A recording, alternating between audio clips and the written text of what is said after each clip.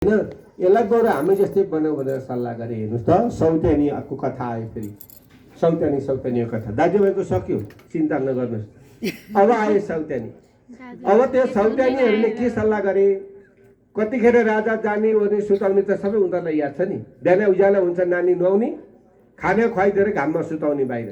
राजा त्यही मौकामा बगैँचा हेर्न जाने, रानीहरू बाहिर काम गर्न जाने, कृतदूती भित्र खाना पकाउने काम बाँडेको थियो। सुत्केरी त बाहिर जान सक्दिनन्, भित्रको काम गर्नु पर्यो। ठक्कै समय मिलाएको थियो। राजा बगैँचामा गएको बेलामा हामीलाई हेला होचो गर्यो राजाले भने, ती सौतेनीहरू ती यस्ता भए कि हजुरहरू होइन नि। त्यतिखेरका कृतदूतीका सौताहरू चाहिँ अनि स्तनमा विष लगाए। राजा बगैँचा डुल्न गएको बेलामा चाहिँ त्यही समय बाहिर सुताएको नानी घाममा सुताएको, त्यो नानीलाई एउटी आइन्दा स्तनमा विष लगाएर त्यो नानीलाई खाने। नानीलाई के थाहा, बिचरा नानी मरिहाल्यो।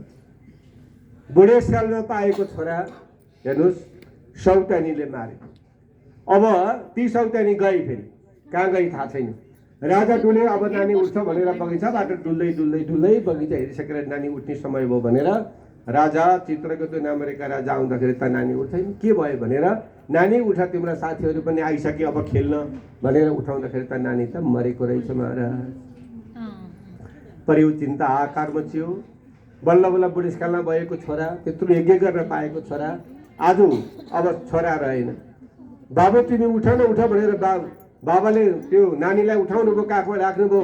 कृतदूतीलाई बोलाउनु भयो, तिमी आऊ न छिटो दुध खुवाऊ भनेर आफ्नै पत्नीलाई बोलाउनु भयो।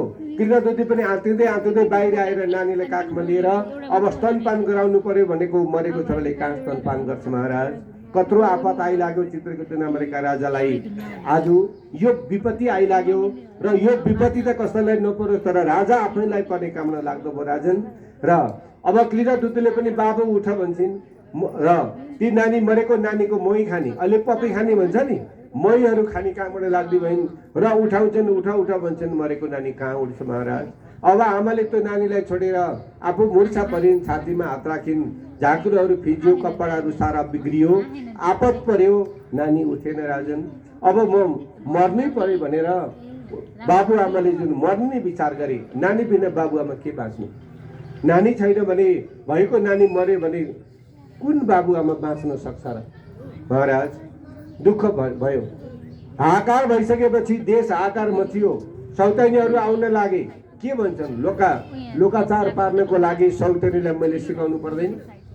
सौतेनीहरू के भन्छन् भने, काम किन गर्नु पर्यो, हामी गरिहाल्छौँ नि, बाहिरीको काम त नानीलाई हेर्नुपर्छ नि, केहीले टोक्यो कि कहाँ केही भयो कि भन्छन्। हेर्नुहोस् त लोकाचार कसरी पार्छन् ती सौतेनीहरू।